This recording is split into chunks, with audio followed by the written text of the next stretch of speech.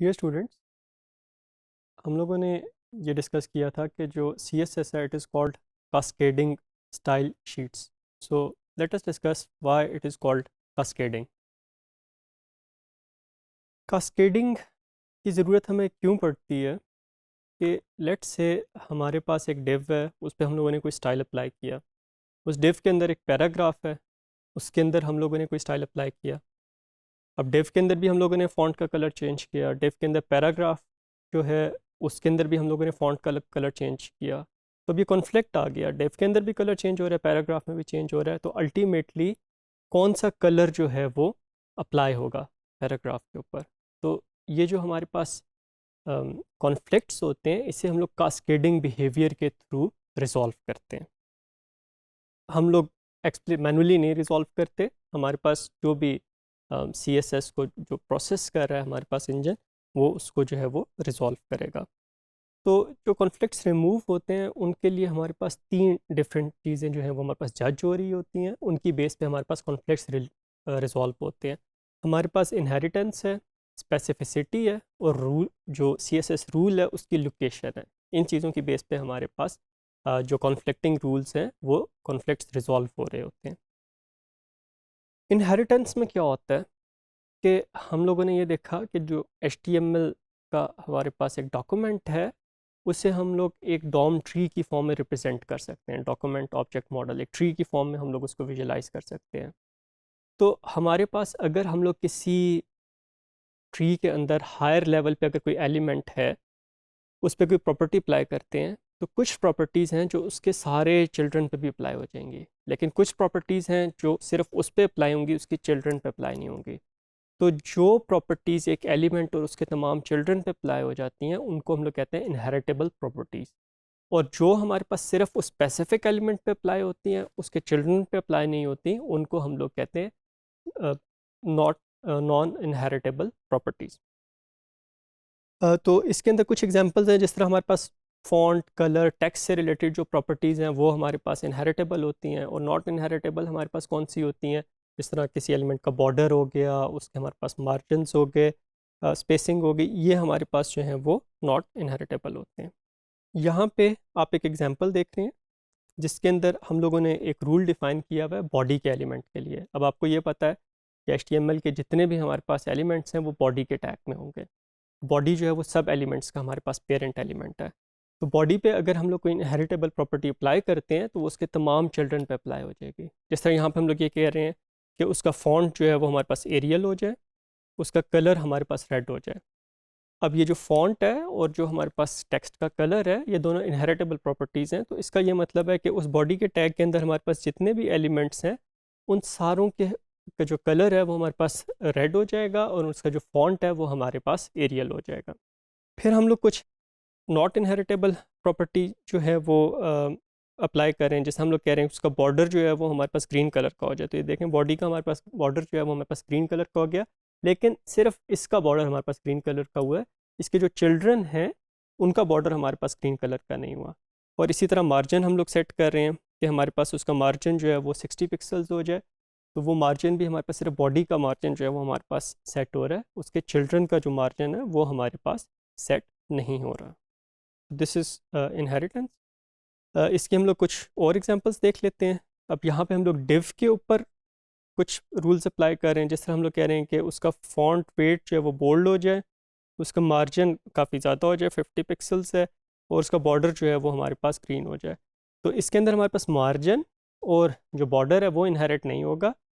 जो हमारे पास इसका फॉन्ट वेट है वो हमारे पास इनहेरिट होगा. तो अगर आप ये देखें डिव के अंदर हमारे पास ये एक आउटर डिव है, उसके ऊपर हमारे पास ये बॉर्डर अप्लाई हो गया जो इनहेरिट नहीं हो रहा, और उसको क्योंकि हम लोगों ने इसका फॉन्ट वेट बोल्ड किया था तो उसके अंदर जितने भी हमारे पास पैराग्राफ के टैग्स हैं वो हमारे पास बोल्ड हो गए.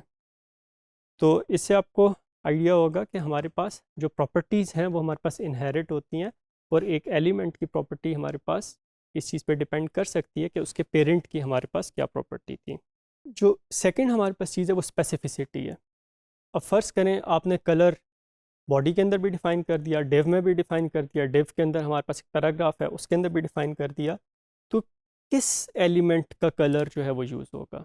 तो जितना हम लोग उसको स्पेसिफिक करेंगे एलिमेंट को, जितना स्पेसिफिकली हम लोग उसे रूल के अंदर सेलेक्ट करेंगे, उतना हमारे पास उसकी इम्पोर्टेंस जो है वो ज़्यादा होगी। जिस तरह यहाँ पे अगर आप देखें, आप कह रहे हैं कि जी बॉडी का जो फॉन्ट कलर है वो रेड हो, ठीक है, तो आप ये देखें कि इसके जो कॉरिस्पॉन्डिंग हमारे पास HTML डॉक्यूमेंट बन रहा है, उसके अंदर सिर्फ हमारे पास जो फर्स्ट जो टेक्स्ट है जो डायरेक्टली बॉडी के अंदर है, उसका कलर हमारे पास रेड हो रहा है, बाकी किसी भी एलिमेंट का कलर हमारे पास रेड नहीं हुआ। क्यों?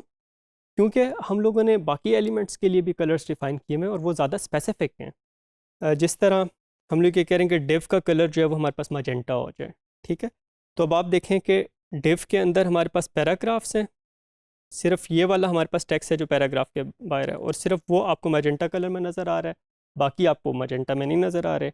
और आपने फिगर आउट कर लिया होगा क्यों नहीं नज़र आ रहे, क्योंकि मे बी इस डिव के अंदर पैराग्राफ है और पैराग्राफ के लिए भी हम लोगों ने कोई स्टाइल डिफाइन किया हो। तो यू कैन सी के पैराग्राफ का हम लोग कलर ग्रीन कर रहे हैं, तो हमारे पास जितने भी पैराग्राफ्स हैं उनका हमारे पास कलर जो है वो ग्रीन हो गया। तो क्योंकि अब पैराग्राफ यहाँ पे सबसे ज़्यादा स्पेसिफिक था, इस वजह से हमारे पास पैराग्राफ ने ना डिव का कलर अडॉप्ट किया, ना उसने बॉडी का कलर अडॉप्ट किया। जो एक्सप्लिसिटली हम लोगों ने स्पेसिफिकली हम लोगों ने पैराग्राफ के लिए कलर मेंशन किया था, वो उसने अडॉप्ट किया। अगर आप यहाँ पे देखें तो इस पैराग्राफ की हम लोगों ने क्लास जो है वो लास्ट असाइन की हुई है, ठीक है, और इससे अगला जो पैराग्राफ है उसकी भी क्लास लास्ट असाइन की हुई है। अब पैराग्राफ का कलर हमारे पास ग्रीन है और जो हमारे पास क्लास है उसका कलर हमारे पास जो है वो ब्लू है, ठीक है। तो अब देखें कि ये जो पैराग्राफ है जिसके अंदर हम लोगों ने क्लास यूज़ की हुई है, ये जो पैराग्राफ है इसका कलर ब्लू हो गया है। ऑल्दो इससे जो नेक्स्ट पैराग्राफ है उसकी भी क्लास लास्ट है, लेकिन हम लोग देखेंगे कि उसका कलर क्यों ब्लू नहीं है। उसका कलर क्यों नहीं ब्लू? क्योंकि जो हमारे पास आईडी सेलेक्टर होता है वो सबसे ज़्यादा स्पेसिफिक होता है। तो उसके अंदर क्योंकि आईडी सेलेक्टर यूज़ हुआ हुआ है, उसकी आईडी है वेरी लास्ट, और वेरी लास्ट के लिए हम लोगों ने एक रूल डिफाइन किया हुआ है कि उसका कलर हमारे पास ऑरेंज हो। तो इस वजह से हमारे पास जो है वो ये जो लास्ट पैराग्राफ है उसका हमारे पास कलर जो है वो ब्लू नहीं हुआ। ऑल्दो क्लास उसकी हम लोगों ने क्लास में ब्लू कलर डिफाइन किया हुआ है, लेकिन क्लास से ज़्यादा स्पेसिफिक एक रूल डिफाइन कर दिया आईडी की बेस पे जिसके अंदर उसका कलर ऑरेंज है। इस वजह से हमारे पास इस लास्ट पैराग्राफ का कलर जो है वो हमारे पास ऑरेंज हो गया, ठीक है। तो इससे अब आपको क्या आइडिया हुआ कि अगर हमारे पास ट्री के अंदर देखें तो जितना हमारे पास एक डीप एलिमेंट होगा उसकी स्पेसिफिसिटी उतनी ज़्यादा होगी, ठीक है। फिर अगर हमारे पास जो है वो क्लास यूज़ हो जाती है तो क्लास की स्पेसिफिसिटी हमारे पास एलिमेंट से ज़्यादा हो जाती है। और फिर अगर हमारे पास आईडी सेलेक्टर है तो आईडी सेलेक्टर की जो प्रेसिडेंस है वो हमारे पास क्लास से भी ज़्यादा हो जाती है और सिंपल एक एलिमेंट सेलेक्टर से भी ज़्यादा हो जाती है। तो इसके लिए हम लोग एक जनरल एल्गोरिदम डिफ़ाइन कर सकते हैं कि हमारे पास कौन सी प्रेसिडेंस हाईएस्ट होगी। तो एलिमेंट जो सेलेक्टर है उसकी प्रेसिडेंस हमारे पास सबसे लो होगी। अगर हमारे पास जो है वो डिसेंडेंट सेलेक्टर यूज़ हुआ है, ठीक है, तो डिसेंडेंट सेलेक्टर की प्रेसिडेंस जो है वो एलिमेंट सेलेक्टर से ज़्यादा हो जाएगी।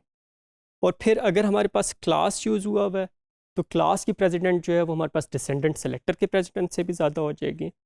फिर अगर हमारे पास हैशटैग यूज़ हुआ है, आईडी सेलेक्टर यूज़ हुआ है, तो फिर हमारे पास आईडी सेलेक्टर की प्रेसिडेंस जो है वो हमारे पास क्लास से भी ज़्यादा हो जाएगी।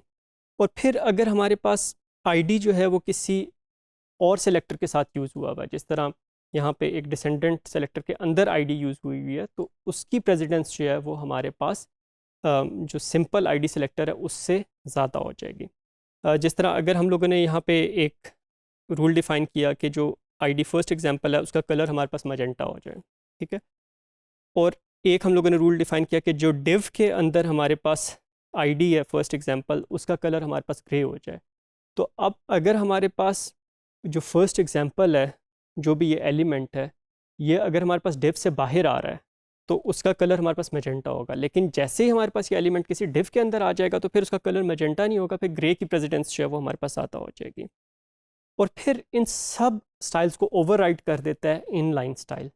तो अगर आपने कोई इनलाइन स्टाइल डिफाइन कर दिया जो टैग के साथ ही आपने उसका स्टाइल डिफाइन कर दिया, तो वो इन सब को ओवरराइड कर देगा, तो उसकी प्रेसिडेंस जो है वो हमारे पास सबसे ज़्यादा हो जाएगी। तो इससे आपको आइडिया हो जाएगा कि हमारे पास जितना कोई एलिमेंट स्पेसिफिक होगा उतनी उसकी प्रेसिडेंस ज़्यादा होगी। दैट मीन्स कॉन्फ्लिक्टिंग रूल्स की जो कॉन्फ्लिक्टिंग रूल्स आ जाएंगे तो स्पेसिफिसिटी देखी जाएगी और जौन सा एलिमेंट जितना ज़्यादा स्पेसिफिक होगा उतनी हमारे पास उसकी प्रेसिडेंस जो है वो हाई हो जाएगी। फिर लास्ट जो हमारे पास डिसीजन हम लोग लेते हैं, या जो रेंडरर है जो वो डिसीजन लेता है, वो लोकेशन की बेस पे होता है कि रूल डिफ़ाइन किस जगह पे हुआ हुआ है। अगर कोई रूल नहीं डिफ़ाइन हुआ हुआ तो फिर हमारे पास ब्राउज़र के अंदर कुछ डिफ़ॉल्ट रूल्स होते हैं, वो अप्लाई होंगे।